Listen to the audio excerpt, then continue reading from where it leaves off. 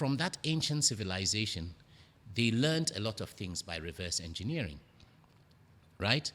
See, look at the father of medicine, Hippocrates, right? Do you know what the symbol of medicine is? It's two snakes, Yeah. right? What are those two snakes? It's DNA, True. right? So Hippocrates was taught medicine by Egyptians or Israelites, right? Who understood, they knew what DNA was. But Hippocrates only did 12 years of a 33-year course. So after 12 years, of course, you haven't learnt about DNA yet. But you know that these coiling things is the magic symbol of medicine. Yeah. So he assumed it was two snakes because, Charlie, his thinking, his level of, he was coming That's what from, he could he was a understand. barbarian from Greece, right? That was the limit of his understanding.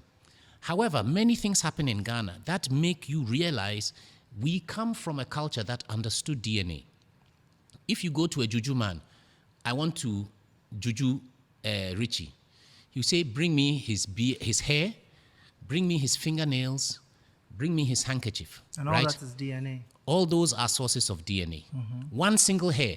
So in Ghana, we have a tradition, if you go to the barber and you cut your hair, you should carry your hair home. Yeah, right? or the girls who use it to juju you. The same, your fingernails. When you cut your fingernails, go and throw them away. Don't leave your fingernails where somebody can.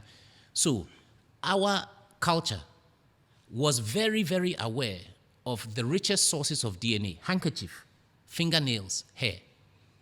Now, CSI Miami has come. Everybody understands DNA, but our traditional culture has understood DNA for centuries. It's okay. We haven't understood it.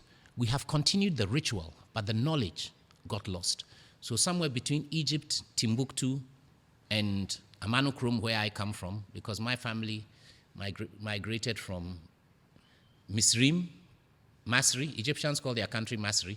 Okay. We call where we come from Misrim, right? It's Masri, Misra, Masri, right? It's the Europeans who call it Egypt. The indigenous people call their country the same thing that we call their country, Okay. right? I never knew that. Masri. Masri, yes. Spell it for me. Masri is the name Egyptians call their own country, or Misra. Interesting. So we call Egypt by its true name.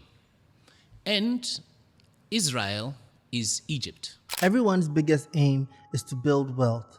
Now, anyone who knows what they are about will tell you the one true way to build wealth is to have a system that gains that wealth over time. Now, most people are suffering to what system or what tool can they use? How do they get to invest easily? How do they get to invest over time? Small amounts, compound interest, and build their wealth. Well, that tool is Achieve by Petra. Download Achieve by Petra now and let's build wealth together. Misrim is It's where the word Egypt. Israel comes from. Okay. So you Right. feel Israelites are the Egyptians? Yes. Not all, at some point. But then the Israelites left Egypt, led by who? Moses. Or his real name was Musa. Okay. So Musa left Egypt, crossed what is the Red Sea? Is the Nile. Let's go to Chadu. See these rivers which were flooding, right? No, in the dry season, you can walk across many of them. Yeah.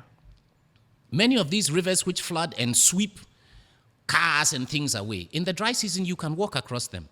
Me, I grew up in Burma Camp. There's a part of Chadu, it's called River Jordan. That's why when people went to build there, it's like, Ghana for the Yabodamo. Because this place has been called River Jordan since I was 5 years old, or at least 7 or 8 years old. Because we used to ride there on horses, ride there on bicycles. When you get there, it's River Jordan. In the dry season, we could walk across those rivers. In the rainy season, try to sweep you all the way to the Kweshi Lagoon. So the Nile River was like that before the Aswan Dam was built. So what did Musa do? The ancient Egyptians knew the seasons very well. So Musa just took his people, crossed the Nile, and then the floodwaters started rising. Because those floodwaters are coming from thousands and thousands of miles away, Okay.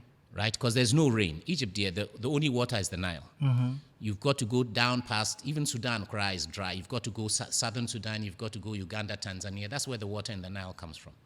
So Musa knew. So he crossed the river, the water level started rising. Their enemies tried to chase them, but they couldn't cross the river anymore because Yeah. it's the seasonal. The Nile used to flood its banks every year.